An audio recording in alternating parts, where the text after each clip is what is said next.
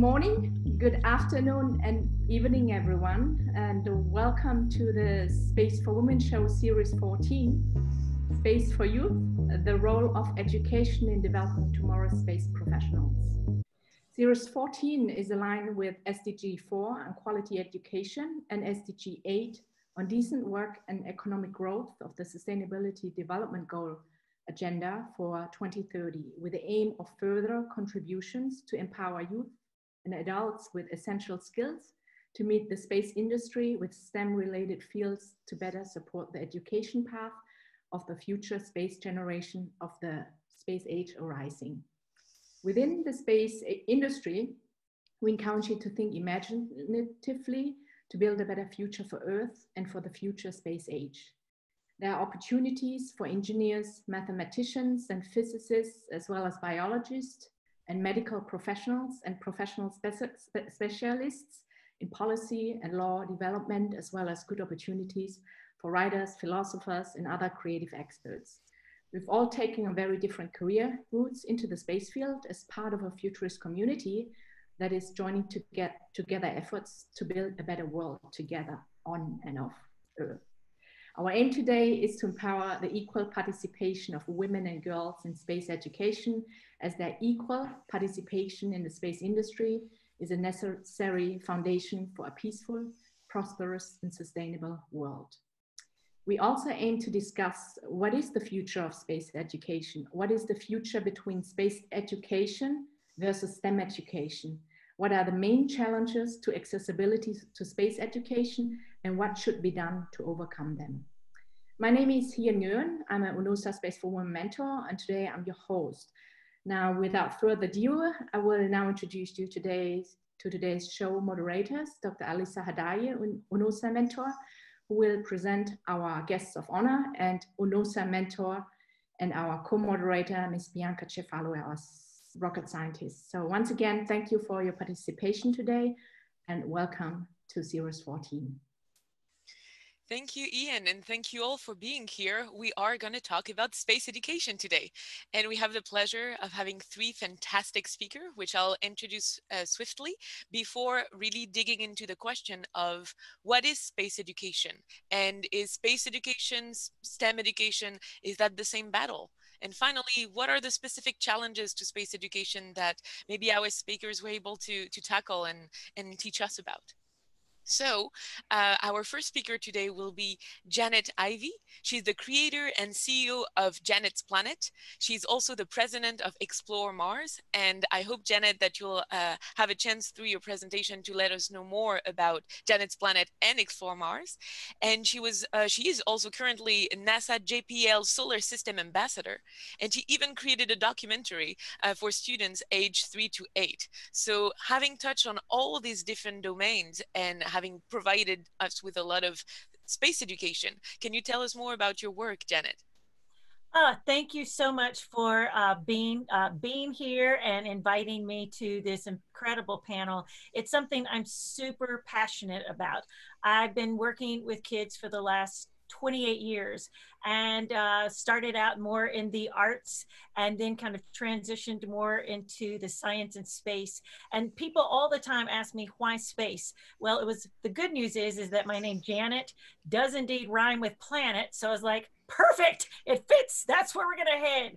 And the idea was always, as we look outward, as space inspires, we're always turning our heads around to that beautiful little pale blue dot that houses all of the stuff that we love. And so for me, it was a natural kind of like transition, and I find that it is a gateway and an entry point. Shall I go ahead and share my slides now? Is that a good time to do that? Okay, that would be perfect. Thank you. No problem. I'm going to get here and do this quickly. So one of the things that I would probably just invite you guys to do is to think about space education as a way that we can like really progressively go into this future. And one of the things that I particularly love about this kind of progressive innovation moment is that it does inspire. And in the year that is 2020, I don't think that we've ever had a better circumstance where space is the champion. Whether it's the first time we had astronauts launch from US soil on the SpaceX Crew Dragon, Astro Bob and Astro Doug are coming back home on Sunday. Launch of 3, rovers in the month of July from the United Arab Emirates to China to the US. Mars is going to have a party in February as all of these rovers are landing there. And so to me, it's like, as we take this moment and go, what can we do? All of us that want to inspire the future space explorers out there. I think we take this moment and we turn space education into the most innovative, progressive thing that we can do. And incoming research is saying, and this was surprising to me, several years ago, he said, Janet, you should really think about, instead of taking your show out there and performing art centers. I have a show called Tour of the Solar System, and it's a one-woman show that I take into, art and theaters around the country. And she's like, you really need to think about teaching online. And I was like, yeah. Little did I know how prescient she was those years ago, because it's exactly all. In March, when the lockdown and shutdown happened, I saw my calendar completely, just everything I had planned get erased, from live performances to live hands-on, space and science events, to all of the space camps that I was going to teach. All of them went away. So what am I going to do as somebody who loves to connect with kids in an informal setting? So we quickly shifted to something virtual and online.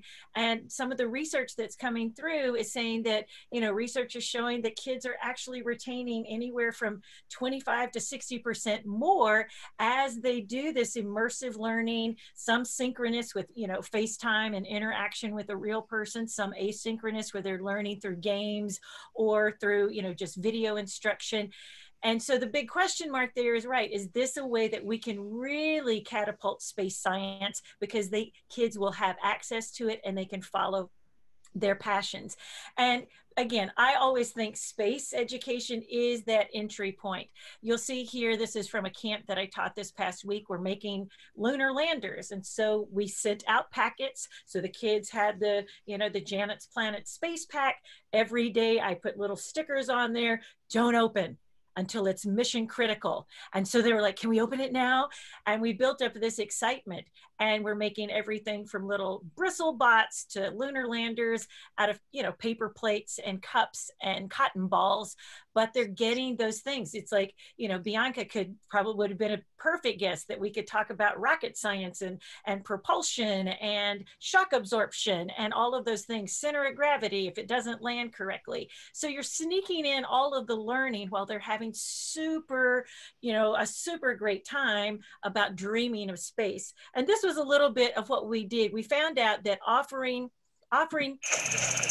connection. Do you have the right stuff? Experts was a great way to go. Then blast off to Janet's Planet Virtual Astronaut Academy.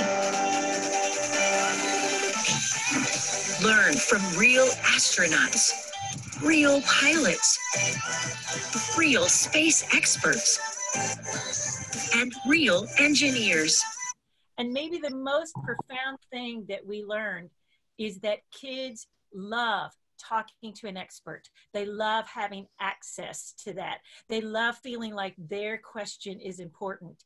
And maybe the most interesting thing that I've found from doing my outreach has been that it's like, when I've kind of polled kids at the end of a camp or the end of a season or a series of classes, like, wow, you guys keep coming back. What is this all about? They were like, we just like talking to people. We like our community. We like talking to the experts. We like exploring ideas. So the thirst for learning is out there. I just found that the most thing that the kids kept saying is like, well, when you're offering your classes, Miss Janet, you're here every day. Our teacher sometimes can only check in with us a few times in the week. So I think that as we think about space education, we must ultimately remember it's relational. And that is, to me, the most important part. Once we create an experience and create relationship, that's when we get engagement. That's where we're feeling that STEM pipeline and possibly propelling our next space explorers into their futures on other worlds. And again, this little guy, it's like we were talking about perseverance. He goes, grabs some Legos, some other things, and comes back the next morning with this. And we had another little thing where we're connecting, little pieces of cardboard with these little kind of basically paperclip connectors. And so this little girl decided that she wanted to make sure that we had animal care on the moon. So she's calling this Cefalo. So kids are getting creative. And so you can use that gateway of space and going to other worlds and what do we need. And we had one kid, this is my favorite story, Ander, talked about his Martian menu. And out of creating his menu for Mars, he actually started wanting to learn how to cook in his own family's kitchen. There's still that digital divide, something we've got to figure out. And that for me is the biggest question mark. How do we get this to the most vulnerable or the folks who don't have reliable internet or the technology to have access? And those are the kids I really want to reach and figure out how do we solve that divide. And again, as we enter this, I feel like we're going from kind of education 2.0 to 3.0 in the way that it's like we kind of went from being just like, let me present and you learn, to let's collaborate and learn. And now I think it's even more self-directed, self-autonomous, and kids figuring out what it is they want to get out of that. These are great ways to reach me. I am president of Explore Mars. We've got a fantastic virtual summit coming up August 31st through September 3rd. We've got some incredible prices for students and teachers. All you have to do is reach out to us and say, hi, Explore Mars, we're interested, we're teachers, we want to offer and have our classrooms watch some of the summit. You can reach me at janetplanet.com. You can put in your subject line, Explore Mars. I'll tell you more about the summit that we have going on. And, earlier this spring, we offered our classes for free, mainly because that was what we felt like we needed to do. This fall, we're hoping to do that again. I'm waiting to hear about some funds that I'm hoping that are coming in, but we were trying to create a place where people could have access to it no matter what. So I guess in summation, I will just close out and say that space education is a great place to play and dream and imagine. And Tony Wagner from Harvard says that we must let our children play, and in the middle of their play, they may very well find their passion, and in the middle of their passion, they may very well find their purpose. And I think space does that so exquisitely and beautifully, and that's how we launch lives. Thank you so much, Janet. Before we move on to our next speaker, I have a couple of follow-up questions for you. First of all, I want to thank you because you tackled perfectly one of the questions that we asked today, which was, STEM education, space education, and what is really space education? And in the way you presented it is very clear that space education is a gateway to education. You use space, you use the examples of space to build that creativity and inspire people, and they then go into hopefully STEM education. You brought up very well the digital divide. One thing that we talk obviously a lot on, with the Space for Women program is the fact that we can notice this drop when little girls who have studied or learned about space stop in middle school and stop in high school. Have you encountered that in any way? And what was a way for you to keep those young girls interested into space? I do. Vanderbilt University in Nashville did a study that says a few years back, 10 is the new 15. And so it's like girls, again, it still blows my mind. And it's an anthem I sing to girls. It's like, science isn't just for the boys. Space isn't just for the boys. Come on. It's like women are going to go there. We're going to lead and take us there. And I think it's a lot of, again, we have to equip our girls with the confidence that they can speak up and have their voice voices heard. And that, to me, that's the way that I try to do it. If depending on, and largely, maybe it's because I'm female, largely 55 to 60% of the people who take classes for me are girls. And I'm constantly pushing them, no, you present. What is your idea? I want to hear from you. So for me, it's constantly telling a girl, you're not only lovely, but wow, that's a smart thing. Wow, I can't believe how great that is. One of the most transformative moments for me happened when I was in 3rd grade. Someone from a newspaper came and talked, and this is show my age, but I asked a question. I asked about how did they get color in the cartoon section. And I don't even remember the answer so much as what the person said. What a brilliant question. Wow, you are such a good thinker. And I have never forgotten that moment. At that moment, I thought, oh, I'm a genius. And I think that's what we have to do. We have to continually really tell the most positive of prophecies and speak those over our girls and say, yes, you can. Yes, your thoughts are valid. No, you can. I'm going to prop you up. I'm going to encourage you to stand in your inherent magnificence. And we continually do that. And every grown-up that every good grown-up and mentor that does that just builds that confidence so that their trajectory is assured. This is wonderful. You know, we hear a lot about the word empowerment, but we use it to the point that sometimes it loses a little bit its meaning. And it feels like you're redefining empowerment by explaining that this is what empowerment means when you talk to little girls and you support them and you encourage them into continuing into STEM education. The last question that I would have for you is, I mean, the list of your accomplishment is infinite. How did you end up in that position? What made you create Janet's Planet? Not only because it rhymes. The truth of it is that I loved working with kids. My undergrad is in music and theater. I was working and performing with and for kids in that kind of setting. But I realized I wanted to do something more than just sing and dance some lovely songs. I wanted them to learn something. So I was looking around, and the only people doing science back in the late 90s happened to be Bill Nye the Science Guy and Beakman's World. And while I love both of those things, look though I may, I could not find a female role model in science that was doing a science show. And so that's when I decided to plant my flag and thought, this is where I will make my stand.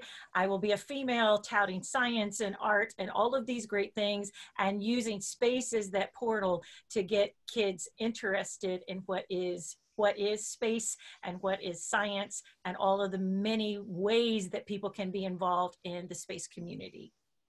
Well, thank you so much for these colorful answers and powerful answers. And now we're going to move on to our next speaker, but please stick around. We have a fantastic Q&A that my co-moderator Bianca is gonna lead a little bit later on in the show.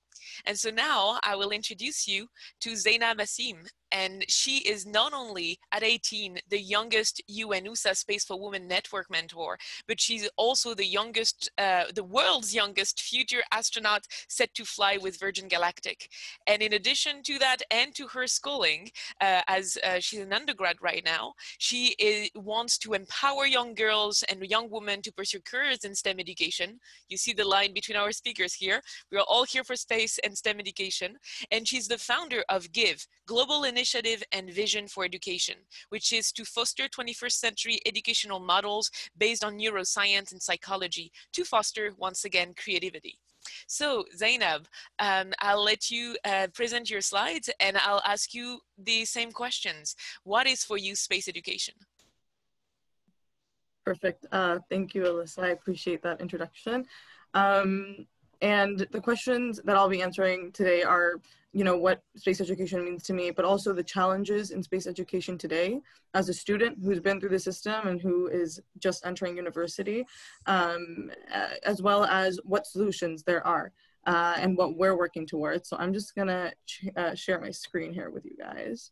Okay, so I'm gonna be talking about the role of the education system in inspiring the scientists and space scientists of tomorrow. And just a brief introduction, what space education means to me is understanding that there's a connection between space and the Earth and the challenges that we face, and understanding that researching space helps our issues here. For example, knowing that the satellites that we put up there help us track issues like climate change. And the satellites that we put up there also help us track crop fields and see which ones are the most fertile for growing food and reducing the hunger crisis around the world. And in many ways, space research improves the quality of life here on Earth. But in addition to that, space education plays an inspirational role in schools. Classes on space often spark students' curiosity and imagination. They encourage youth, both girls and boys, to become increasingly involved in STEM, to think outside of the box, to imagine beyond what they once knew. It's the wonder of space, it's the wonder of the unknown, and the curiosity within children. All of that combined is what inspires youth that are sitting in a classroom. And that inspiration and that spark of curiosity is what leads to true learning and ultimately leads to the innovation of solutions to the SDGs that you can see in the VEC. But there are a few problems that we face in the education system in achieving these goals. And I've done quite a bit of research over the past few years in this, running Global Initiative and Vision for Education. But today I'm just going to focus on STEM and space in particular, in the elementary and high school levels. And what you'll begin to see is that while space is a topic that can really inspire any learner, what the current model of education does is it takes any subject, especially this subject, it standardizes it, it creates a one-size-fits-all model, and it takes out the uniqueness, it takes out the individuality, it takes out the connections, it takes out the questioning and the wonder and turns it into rote memorization.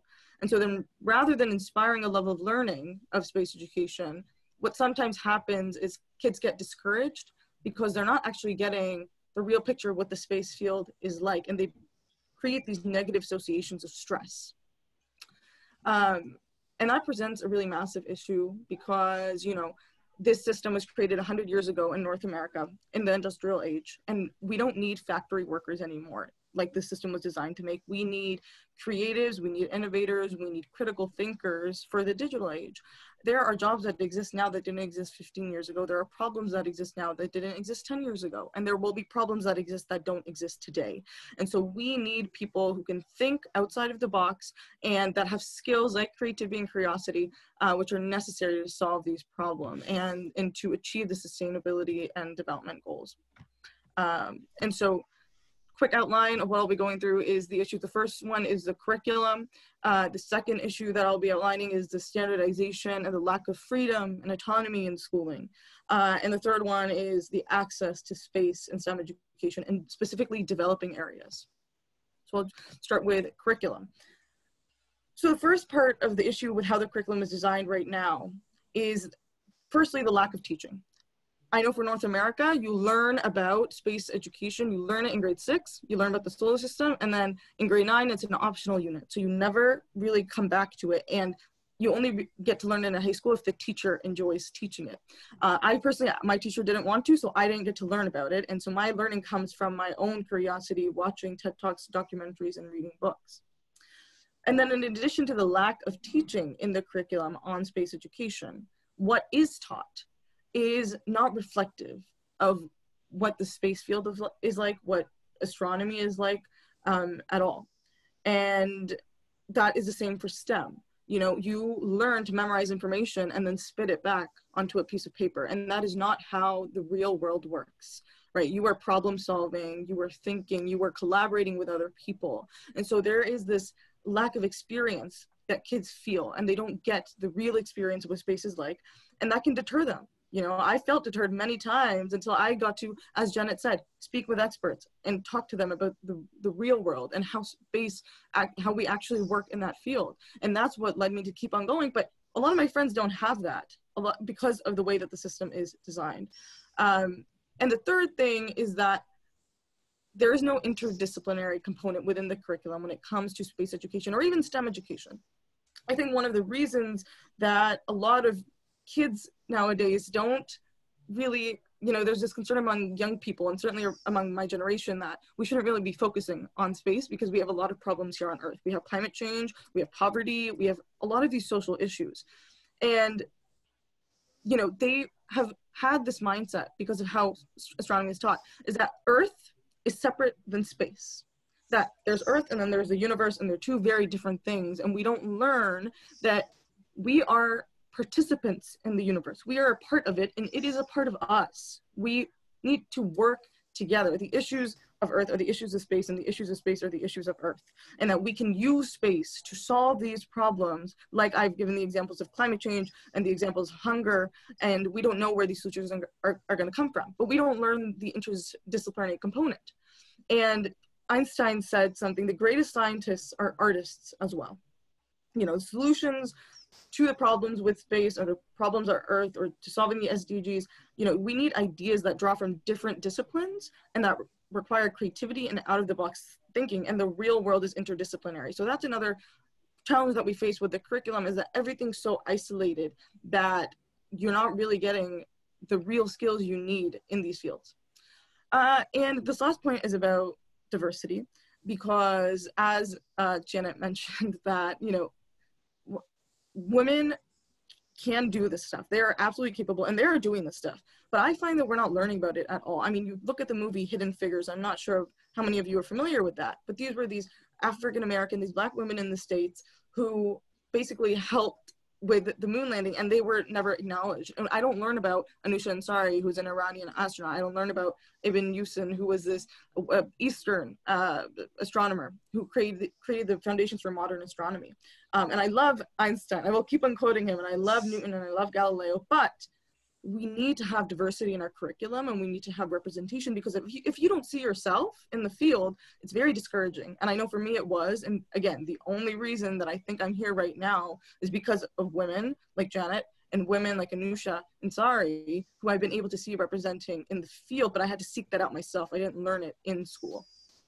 You know, so that's a really, really important point. Now, solutions, because, you know, these are problems, but how do we fix them? And so with the Global Initiative and Vision for Education, we've been researching the issues a lot, and we're working with experts. We're creating these advisory boards, and not just academics, but those in the space field themselves, to develop this effective, holistic curriculum that's focused not solely on the consumption of knowledge, but on real world applications. And another solution to this is, you know, governments are not gonna have all of the answers to our problems, and they don't know everything, right? They don't have all the advisors for each thing. So what we can be doing is partnering with organizations and with private sector agents who are already in this work. I'll give you an example.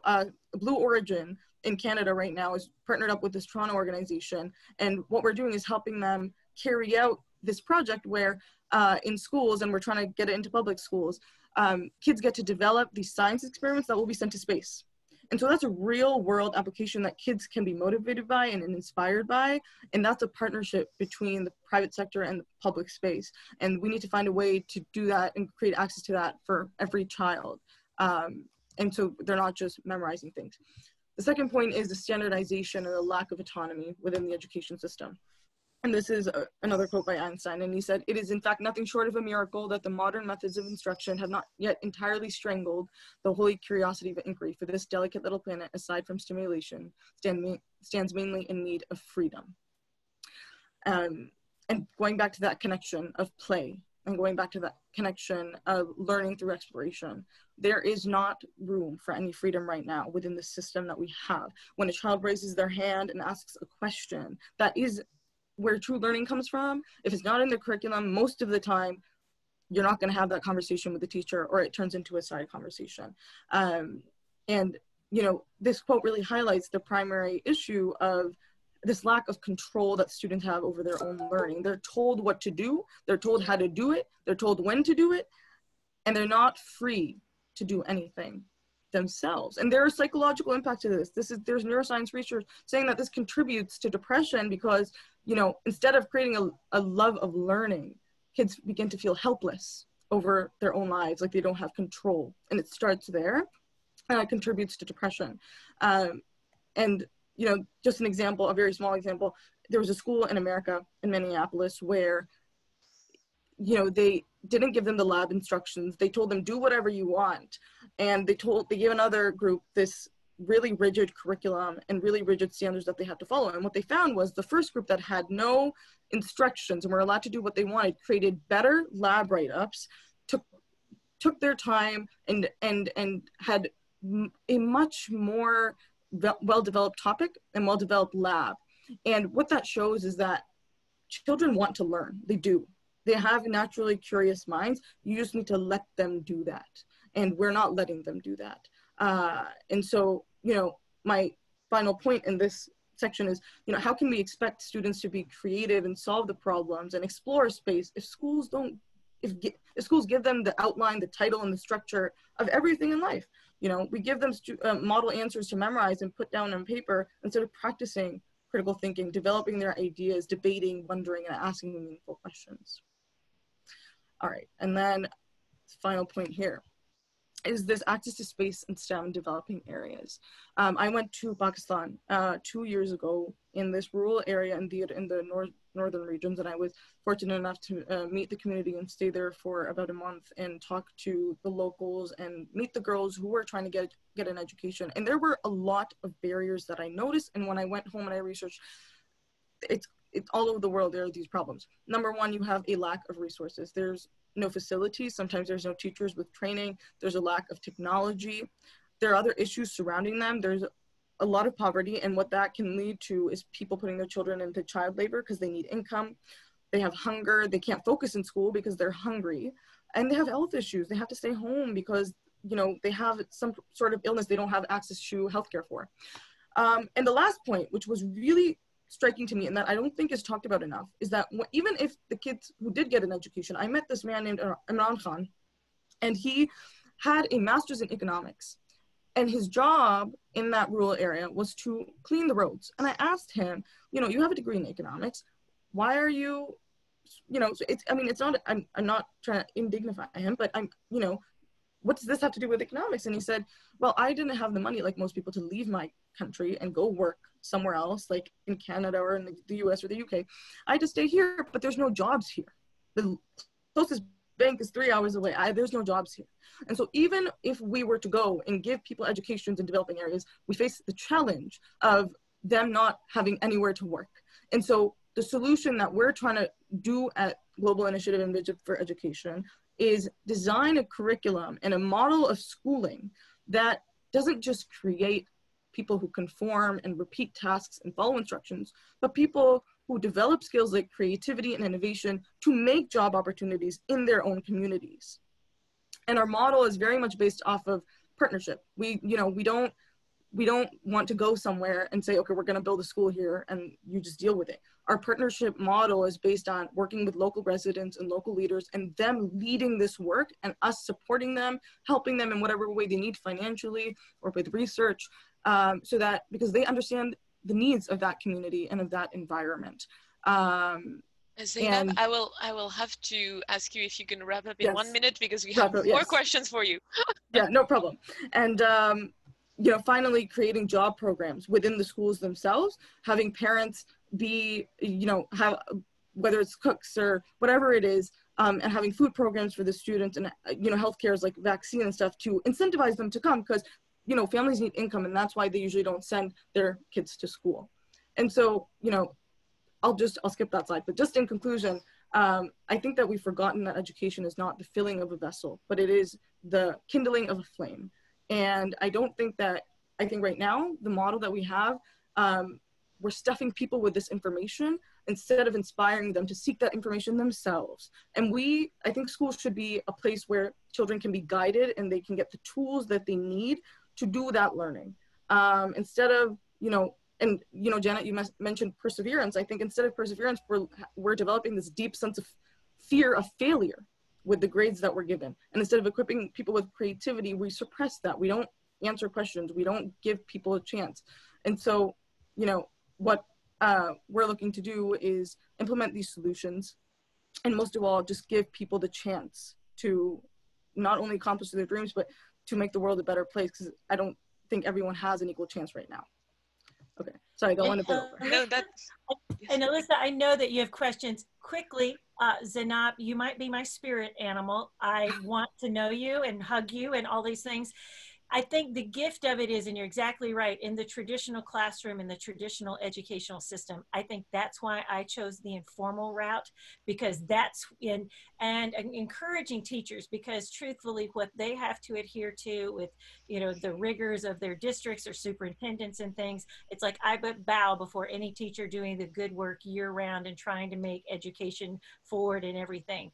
But turning it on its head and giving kids autonomy to create is exactly where I think education, I think that's the most disruptive thing we can do. Absolutely. Is give it to kids and creativity. Yes, absolutely. I also agree. Thank you so much, Zainab, for this presentation. I think when the first sentence that you said was that inspiration was key to true learning, and and through your presentation, you really explain how this inspiration need to be nurtured and not crushed. And I think the way your two presentation, Janet's presentation and yours, really connect with one another is that Janet was making this link between STEM education and space education. And you're really making this link saying, at the end of it, we're talking about education and the field of education itself, because a lot of the problems and the solution that you offered are not to be only applied to space. Space is a perfect way, a perfect tool, a perfect example for education, but there are a lot of things to change within the education system in some ways. And I very much appreciated your challenges and solutions, not focusing only on the solutions, because sometimes the challenges need to be heard and need to be understood by people, but also not only focusing on the problems, but offering solutions. So thank you very much for that. And one thing that I will add maybe on my side as well is what you're talking about is pretty much to change the policy of the educational system, the strategies. Exactly. So that's incredibly important for our future. So my one question, because we have to move on to our last fantastic panelist, but you, as I said in my bio, in your bio several times, that you are this youngest woman who has done so many things, and as you want to see, people are clapping, and you deserve the claps. It is greatly inspiring also because you really serve a purpose, which is, at this age, at 18, you just came out of high school. You've been the witness of all of this. You also have all of this in mind. You have your friends, and you can be a really good eye on the situation that others would not be. So what would you say to the 14-year-old, 15-year-old, 18-year-old that are watching us today, and who are inspired to want to do exactly what you're doing? Yeah. Well, firstly, I think, well, I would say you absolutely can. Like, don't underestimate yourself. If you really, because it comes from a place of meaning and a place of purpose. And if you have that, if you have a why, you don't have to know your what, but if you have your why and what you want to do, then you will do it. And what I would say, I think when I was 14, 15, even until last year while I was in high school, I actually felt very hopeless about the situation that we're in. I could only focus on that moment. And what I would say is that when the advice that I got from one of my teachers was, you got to just play the game.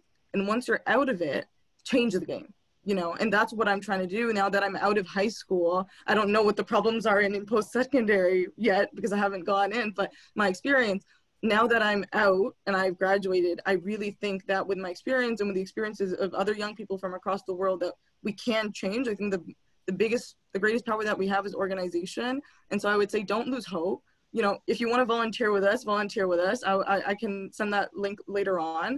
And you're never too young. You're never too young to create change, and you know who you are. I think I always doubted who I was and what my purpose was, because that's what the system kept on telling me, is like, you got to focus on the grades and you got to focus on this, but that's not it at all. That's not, you don't have to listen to that stuff. You know who you are. And I think children really know who they are. And we got to trust them. We got to trust them. Yeah. Thank you so much. Such inspiring. Where I see everybody nodding. So you have our entire support, full support, and we're thankful for your presentation. I'm thankful for you. Thank you very much. Thank you very much. We're now going to transition to our last speaker for today, Charles Camarda. I hope I'm not butchering your last name, who's currently the CEO of the Epic Education Foundation. He's an inventor, an author, an educator, and of course, also a retired NASA astronaut who has worked for 45 years in the field, who has been a research engineer and technical manager at Langley Research Center, as well as the director of engineering at Johnson Space Center.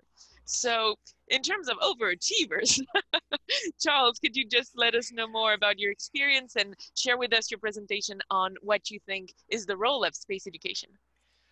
First of all, thank you, Alissa, and Bianca for having me. I feel honored to be around such amazing women. First, let me say that I flew with two amazing women. One of them, Eileen Collins, was the first commander of Space Shuttle. Amazing lady. And of course, Wendy Lawrence. Oh my God, Wendy, I just spoke to you yesterday, was an amazing naval aviator and pilot, flew helicopters on my one and only space mission. Number one, I wanted to mention three things. Because I'm the oldest person here and I did my homework, and so space education, I divided into three parts: old space, how do we get there, which is me; current space, living there, which we're doing right now, which is still me; and then future space, which I think is really the vision of what our kids could look forward to. Our young students today, how do we thrive and prosper in space and make a living in space? And that's what we're talking about doing. I think the speakers before me were amazing. Janet, I totally agree. Online education can be every bit or better than sitting in a classroom and being beaten over the head by a sage on stage. I love the play, passion, and purpose. I think you absolutely have to do that. I'm going to talk a little bit about that. And Zainab, I think it's amazing. I think the education system is broken. NASA is broken. I think what the Epic Education Foundation is all about, real epic challenges. And you mentioned two of them: climate change and hunger, where we have these amazing challenges that kids of all ages, even old people like me, love to solve, to get them excited and also bring us closer together, that diversity, because we are on this little lovely blue oasis, this blue dot. And you also mentioned diversity. And so I'm going to jump into my presentation. Also, Zainab, I don't quite speak as fast as you, and I'm from New York, and I was trying to keep up. But anyway, I'm going to go to my slideshow, and hopefully this is going to work. Slideshow. There we go. Okay, so I started the Epic Education Foundation for exactly the reason the wonderful ladies that spoke before me said. I saw a problem. Okay, so you wanted me to talk a little bit about myself. So in 1 minute, you know, I was this little kid growing up in Queens, New York, who was a little geeky kid that loved space, loved science. My dad was a semi-pro baseball player, was wondering what to do with this little geeky kid. He was a butcher. Both my parents had high school education, but they taught me, encouraged me to learn, and education was very important. Reading, teaching myself. And so that's where I got that thirst for knowledge at a very young age. Plus, this was the dawn of the space age, right? My heroes were the 7 Mercury, Apollo, Gemini astronauts, right? We were in race with those. The villains at the time were the Russians, and the United States was in this Cold War. And who knew that I would end up training in Russia and could have potentially flown with, and I did fly with amazing cosmonauts, right? So it brings people together, right? And so I graduated from a really good university, Brooklyn Polytech in New York. I didn't want to leave New York, and I went into aerospace engineering because it was the old space age, and getting to space was important. And how do you do that? And so to learn how to do that, I became an aerospace engineer. And luckily, one of the things that guided my trajectory and actually enabled me to become an astronaut was I had an internship between my junior and senior year in college at NASA. And it was there that I met the most fantastic mentors and people that inspired me not only to be an engineer, but to be a researcher. right? I found that loved, and as Zainab expressed that thirst for knowledge, and Janet mentioned that, constantly asking why of my parents till they couldn't take it anymore. And I had to find the answers myself. Worked at, eventually I got a job at NASA because of that internship. I followed my passion, okay? And so I encourage students of all ages to try things and fail. We teach failure in my course, and I was selected. I was a researcher at NASA for 22 years. And then I said, you know, I was a single dad, and I said, I'm going to apply to be an astronaut. And I was 44 years old, and I applied and was selected. And this is a picture of my class. We were 44 astronauts, and I was 44 years old. A large class. We were selected because they needed a lot of astronauts because we had to build the space station. That's me in the lower right.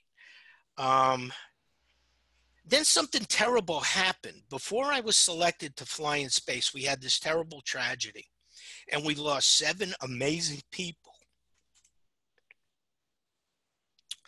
But I was selected in the flight right after that. And so what I watched after that accident was how badly NASA failed. And I went to my friend's garage, another astronaut, and we tinkered just like I did when I was a little boy. And we invented things that I actually got to fly in space to repair our vehicle and any other space shuttle in case they should have the similar tragedy, right? In case a piece of foam hit their wing leading edge. I began teaching this methodology to, I realized that NASA engineers needed to be re-educated. They lost their critical thinking skills, right? They did not ask why, and they thought they understood a problem they really didn't understand. So I taught young NASA engineers this. Then I went to NYU for a couple of years, and that's where I realized we could teach this to kids not only at the graduate, undergraduate level, but all the way down to elementary school. I really believe we need to teach engineering at that level. I also believe, I think that a lot of reasons why people don't go into engineering is we're not educating the educators about how exciting engineering is. Out of all the people that become engineers, only 20% are women. That's crazy. When really engineers, as Einstein, to quote Einstein again, says, you know, you can get from point A to B, but creativity could take you anywhere. Okay, and engineering is all about creativity, using what science gives us, those equations, and using it to develop anything we could possibly imagine. It's our imagination is our only limitation. And then I did all those great things, flew in space, yada, yada, yada. Now I'm retired, but my real passion now is education, right? And so some interesting things about me, you talk about passion. Here's a kid that wants to be an astronaut that's claustrophobic, afraid of heights, and I could hardly swim, okay? And so I apply to be an astronaut for the second time. I'm 44 years old. I take my young daughter to Texas. I didn't know if I was going to pass. Like I said, I could hardly swim. And the first thing I had to do was water survival, jump into, at Pensacola, Florida, learn how to scuba dive, eventually squeeze myself into this tiny spacesuit and go underwater to train underwater. And so I believe we should never give up. We should never be afraid of trying things and failing. And so that's what got me from one place to the next. And so we talk a little bit about a mentorship, and I had that mentorship at NASA Langley, where I spent an amazing 22 years doing almost the impossible, the epic challenge, working at hypersonic flight, designing spaceships that are going to fly faster than Mach 5. And going to space, you have to fly at Mach 25. And these are all the amazing vehicles that I was able to work on as an engineer. And you don't do it by yourself. You do it with an amazing team of people. I call it the Friends of Charlie Network.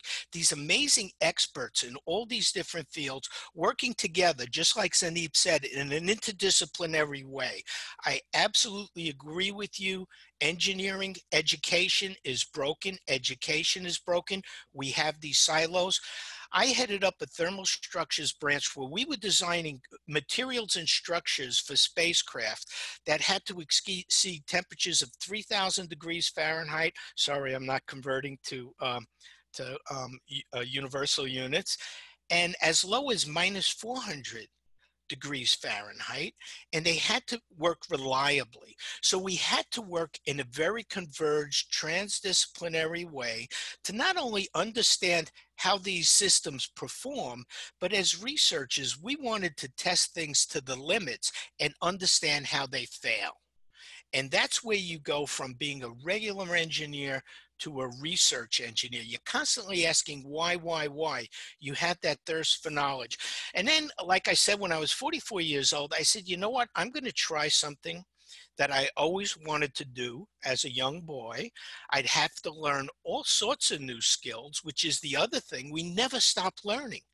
Right? And so I had to learn how to operate spacecraft, how to fly a T-38, how to work together with my small team that was on my crew, but also with a much larger team of thousands of people in the United States that were making sure that we were going to be safe. Okay? And so I talk a little bit about the Columbia accident, right? So I was training in Russia when we learned that we lost the crew. And when this is exactly what the folks at Mission Control saw during that launch. A large piece of foam broke off, hit the wing leading edge, and the people on the ground, when they were asked if this was going to be a problem, those supposedly really knowledgeable engineers, scientists, and program managers said, no, we don't have to worry about it. And that really blew me away. I was in Russia, and I understood how serious this problem was, and I could not believe that no one even called me up, right? We have experts that understand this. How can we make this terrible decision, right? And watch as our classmates, our crewmates, our colleagues perished over the skies of Southeast Texas, right? That's what I wanted to find out. And what we learned was putting together these teams, running these tests, the crew on orbit could have had a pizza box size hole in that wing leading edge. And we NASA told them they didn't have to worry about it. It wasn't going to be a problem. We were not going to have this hole. The wing was going to be perfect. And so I started studying education, much like you, Zainab, and trying to understand why in the United States we spend more per person in education and why we are below average in the PISA scores around the world, right? And there are very good reasons for that, and we're learning why. And so I tried to understand this leaky STEM pipeline. Why are we losing 80% of the students out of, and it's not only STEM, I say STEM, but it's really STEAM, science, technology, engineering, the arts, and math, because we need the arts, we need the humanities, we need that analogous metaphorical way of looking and understanding these problems to use our creativity and our God-given imagination to solve what other people think are impossible. We lose 80% of the students by the seventh grade. We only have about 9% of them that actually declare a STEM major as their freshmen and as undergraduates. We lose another 40% by the time they graduate, right? And I really believe we're losing those students at the university level because these folks have the passion, they have the capability to succeed, but they're being persuaded not to go into STEM because they don't see the connection between their passion and why are they learning these difficult subjects like ordinary differential equations, calculus, partial differential equations. How does that relate to our passion? Okay, and so I started investigating reality is broken. Why do students of all ages jump into gaming, right? And it's because they want to be part of something bigger than themselves, and we've lost them. So we developed this program in I call it innovative conceptual engineering design. We teach students, and it focuses on the conceptual design phase, where you start with a blank sheet of paper. It demands us to use our creativity and explore lots of ideas and fail smart, fast, small, cheap, early, and often. We teach students how to work together. We immerse them in the problem. We teach them how to teach themselves, how to learn, not only from experts and subject matter experts, but also from mentors and other peer-to-peer learning. And then we teach them how to work together, their collective intelligence, and how to optimize their collective creativity. I believe every person is creative, and we can enhance that creativity, and we could teach students how to work together on these teams to make these teams what I call high-performing teams. Now, we go through this experiential learning process, what I call problem-based, and what people in Finland and around the world call phenomenon-based learning. We teach them how to explore, analyze, design, prototype, test, explore, discover, fail, and learn rapidly, right? We teach them how to do that, how to fail, and we teach them how to select and how to prototype their ideas. And as they're going through this process, they're going through it just like a researcher learns how to go through it. When I was a young NASA engineer, you conduct experiments, you learn from those experiments, and you fail. We teach them that failure is very important. And I'm just going to close with this. You know, when I came back and I told NASA that we could do this, we could teach young engineers how to do this, I took 30 young NASA engineers. We went to Penn State. We developed this curriculum, and we chose a problem that NASA couldn't solve: the land landing of the Apollo capsule, or the Orion capsule, right? As was mentioned earlier by Janet, Bob Behnken and Doug Hurley are going to land tomorrow at about 2:30, if the weather permits, in the Atlantic Ocean. Why are we landing in the Atlantic Ocean? How come NASA can't land on land? So we took that problem. We had dozens of ideas. We took only one of those ideas, and we had a student from MIT and a small group of students from MIT and Penn State. And they solved that problem in less than 2 years on how to land on land in the Orion capsule, something that Lockheed, NASA, Boeing has not been able to do. And they did this in only 2 years. And not only would their idea work, but they could save mass, and they could reduce increase the volume of that small space capsule by over 30%. So what this proved to me is that we can get young students to solve problems even NASA can't solve, some of these epic challenges. And now I'm going to prove to NASA that we could start solving their problems with students in high school and even elementary school. And I'd love to work with Janet, Zainab, and the rest of the ladies and help you do what we're all trying to do. And I'm gonna end there. Thank you. Thank you so much, Charles. That was a wonderful presentation, and we're getting close to the end, but there are so many questions for all of you. And my co-moderator, Bianca, is now going to take over. And for those, I want to thank also all the speakers for their presentation, but also for having been such active people on the chat. You tackled the questions really well throughout the show, but they are still remaining, and we're looking forward to Bianca clearing all these questions up with all of you. So thank you, and Bianca, the floor is yours. Thank you, Alissa, and thank you, Janet, Zainab, Charles, for all your presentation. You hit so many spots really we wanted to tackle today.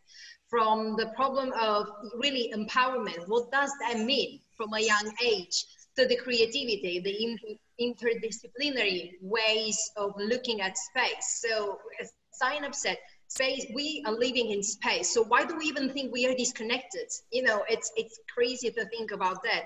And Charles, by the way, I'm so happy to see that there is another thermal engineer on here, because I am one. And when he started speaking about hypersonic aerodynamics, I'm like, I'm understanding what he's talking about. I'm really happy. And what you said is so very important. The engineering studies, especially for women, they are so disconnected from the fact that we are creative thinkers. And so I think that throughout all the questions, one that really was standing out from Thang, he was saying how we help our children to be more interested in science, whilst they are interested in music, games, and movies and cartoons. And it goes back to the creativity, because if you think about music, art, movies, and games, are absolutely not disconnected from science. But how do we help parents and teachers to understand that there is not a disconnect? If anything, everything comes from art and then it moves into the science. How do we help them understanding the connection? Janet. If I may, and again, it's like we're going to have to like research more quotes from women, but my favorite thing to use in this scenario is Da Vinci. He let his art inform his science and his science inform his art. And too often in the school system, what we've done is that, oh, you love band, you love music, you love drama, you aren't here in the higher classes. Thank goodness for my 5th grade teacher who recognized I love my piano lessons, I love my saxophone, I love performing, but she was also the one, but don't forget, you've got a great brain for science. So I think it's like we have to keep going, no. It's like, you know, Fabiola Giannotti, who runs CERN's largest team at Hadron Collider. She is a very accomplished, you know, concert pianist. So I think that we have to start representing and saying, I don't know one great scientist who doesn't have some love of art or, you know, some kind of way that they express themselves in an artistic way. But it worked for Da Vinci, and we need to say your art and your science are right there. They are the nexus of creativity of a symphony or a landing system for the Orion capsule. They are both parts of the same thing. Thank you, Janet. That was a wonderful answer, because it is really that. To be honest, I was giving a talk at the Young Leaders Summit in Oxford a couple of days ago. And one of the things that, another question that is coming through, and I can see it's very related to the fact that science, STEM, engineering, everything that is related to space seems to be boxed into this very tight walls of it's difficult, it's complex, it's just mathematics, it's just physics, I need to get the best grade, I need to do this, I need to do that, all this I must, I need, I have to. So the playful side of it, if you are a child and you're losing the playful side of the things, you will become an adult that doesn't know how to play. And that's really dangerous, because if you don't play as an adult, you will not enjoy basically what you do on a daily basis.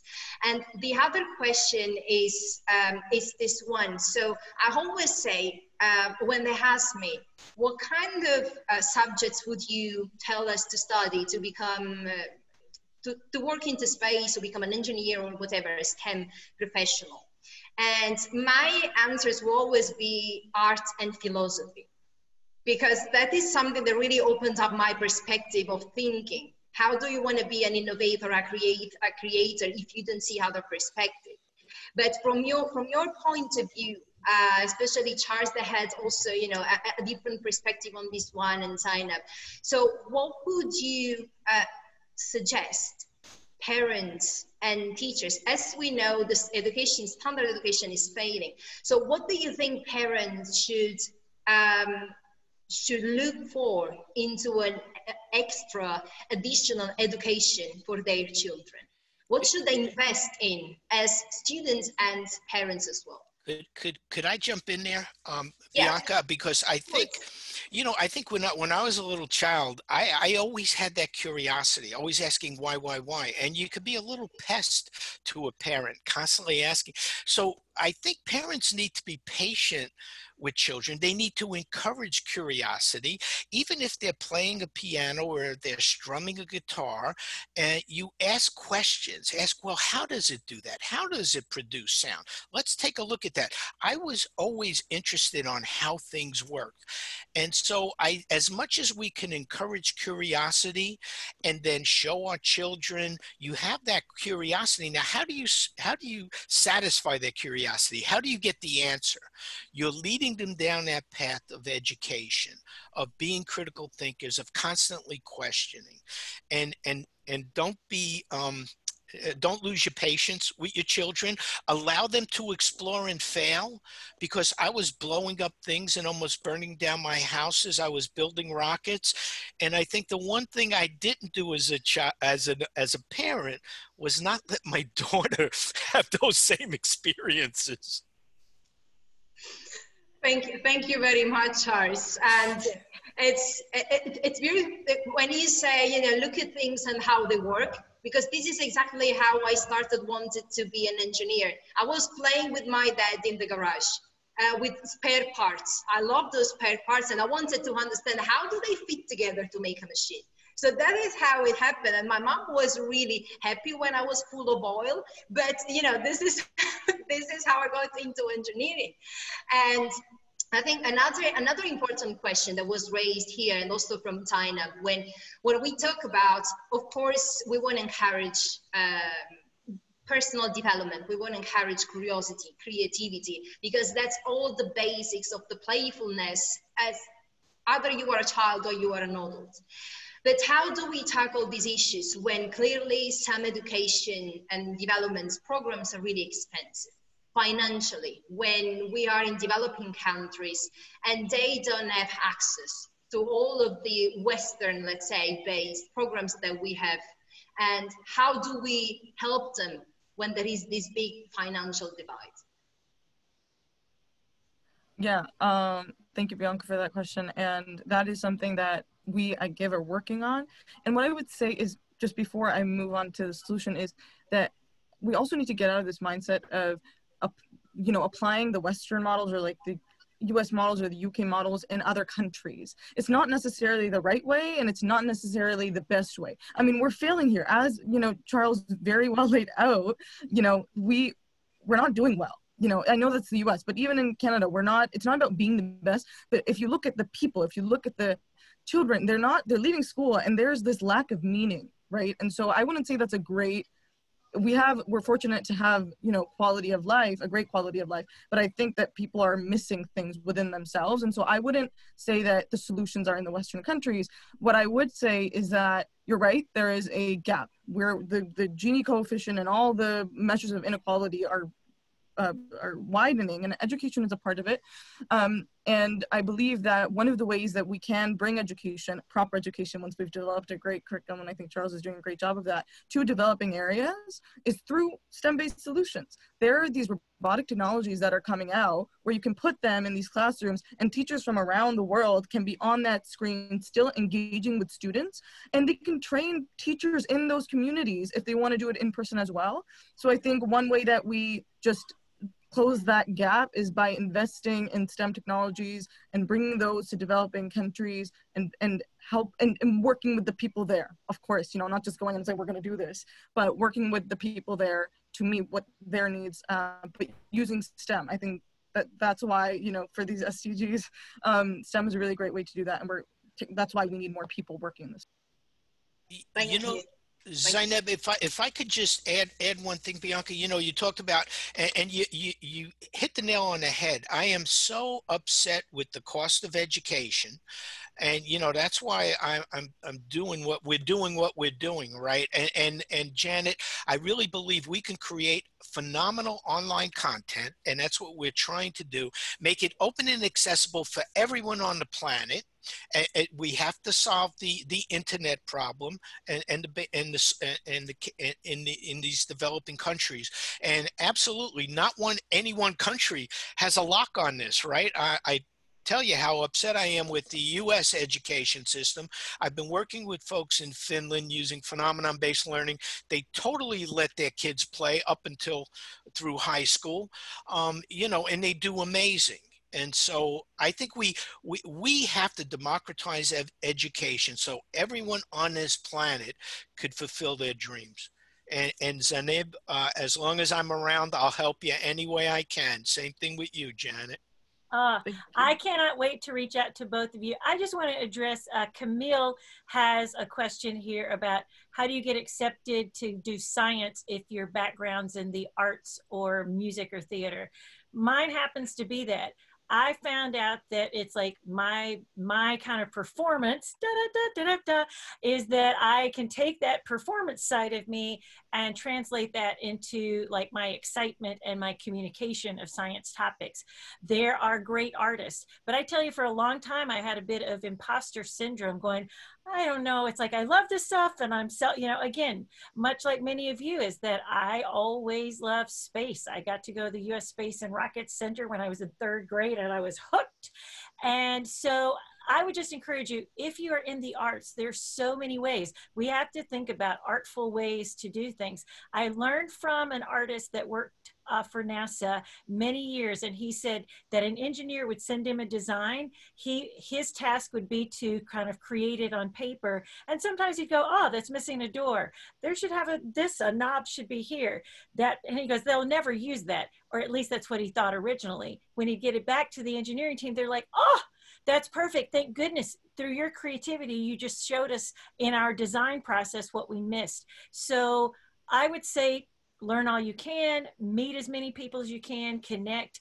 I'm really passionate about getting experts united with students. And I feel like I will say the space industry has been so very giving and willing to participate and say, hey, I'll show up for your kids. I'll come and talk to these kids. And I think that's another way, that a challenge out there for anybody listening that's industry. Open up your doors, create 30 minutes or 45 minutes to go and talk with students in a different country or in a different time and space, or just to explain your knowledge, because connecting all of those dots also opens up a lot of doors and pathways for people that might not exist. That's awesome. I have one last question that it's coming from me, but it's coming from me through many other people that have passed me. When I've been to different schools in London as a STEM ambassador and for rocket science, and most of them, when they know that a rocket scientist is coming in, none of them think of me. No one does. So that's something that, you know, I've learned from so many children, so many girls all over the place. When they say, so how could we be credible in the space industry, yet keeping our own personalities and identities that don't fit in? And this is something that they've asked me, and I gave my answer, but I want to hear your opinion. You know, for me, and I'll let the others speak to it, I think a long time ago, I just embraced that I am an overly excitable human. And that's why I love working with elementary kids. They're like, give me more. They're excited, right? But I think there comes a point in time that you go, no, I have a valid thing to give, and I'm going to share my voice, and it will resonate with those who are supposed to download that. For others, a few times I will tell you, I have kind of been patted on the head. Oh, we think it's so cute what you're doing with this space science education. And it's like, it's not cute. It's serious business. I am shepherding the future of space explorers. So don't you dare call me cute. That'll get my ire up, because I believe that I have a voice. But I tell you, for a long time, I think it really took me aging a bit, but also embracing, I have a passion to communicate that science. I see it sometimes in an artistic way, and I can take the way that I sort of process it and explain it in sort of a non-linear, non-scientific thing that isn't scary to kids, that isn't locking anybody out. But, and I think sometimes too, I think sometimes we can be so academic and, you know, our little pocket protector and our lab coat that we don't always seem very real to the general public. So especially with kids 8 to 13, that's my sweet spot that I love to teach. It's breaking down those walls. It's being authentically whoever you are. If anybody pats you on the head for what you're doing, you just go to the next place that will receive your message. Amazing. And on this one, Charles, so has anybody called you cute when you were speaking science? No one has ever said that I was cute, because I was usually angering someone and I was pissing someone off at NASA because of what they were doing and how they were doing it. And so I'm really lucky to have flown. But I want to mention one last thing about creativity. You know, I teach that, and it's very important because we use that right side of our brain. And Mihaly Csikszentmihalyi, the author of a book on creativity and flow, said, you know, when we're experiencing that part of our brain, when we're creating, we feel life more fully, you know, and really we have beaten out the joy of education, as Zainab has said, and we have been talking about, by this rote memorization. We have beaten out that joy, the wonder and excitement of learning, of making learning fun. And so we teach creativity. I like to teach biologically inspired design. I use a wonderful lady that runs the Center for Biologically Inspired Design, where, you know, lots of our young ladies, they love the sciences, the natural sciences, maybe math, but they shy away from engineering. So biologically inspired design, we're looking at the wonders of nature, just like Da Vinci, and we're trying to understand, how can we take from that? What metaphor, what analogy can we take and learn from that to design a better robot? And so it teaches young ladies the importance of engineering, how fun it is to be an engineer and create, and it eases them into it. That's my last. I'm going to shut up now because I talked too much. That's, you know, this conversation is so enjoyable. I am myself having more and more questions, but I'm conscious of everyone's time. So I think now it's time that I'll give the word back to Ian. But thank you so much for your words of wisdom and, you know, the fun and the playful side of everything that you've brought in today. It's really, you know, it's refreshing to see how everyone, irrespective of the gender, the generation, or, you know, the culture where we are all coming from, we are all coming here today speaking space with the same passion as probably a kid would. And that's awesome. It's awesome to see. And I would love to see this, you know, for the next hundreds of years. So thank you very much for coming and spending your energy and time with us today. So Ian, the word is back to you. Thank you, everyone. Thank you for your amazing presentations. I'm really in awe to have such guests of honor and passion, you know. If I look at Janet, you know, as she says, it's non-linear, you know, anyone, look at me. I mean, if I can do it, anyone can do it. If you feel compelled, if that's coming from within you and it emotionally charges you, then go for it. You will always find a way. So I want to thank everyone for your amazing, we have many, many more questions. The last thing we'd like to do is to take group pictures. So if everyone would like to put themselves on a video, the traditional group picture. So thank you for your time again, and stay safe everyone wherever you are, and we appreciate a feedback survey from you. It's in the chat, how we could improve the show and what subjects you would like us to cover. We would love to have that into consideration. Thank you, everyone. Thank you. A pleasure. A pleasure. Bye. Bye.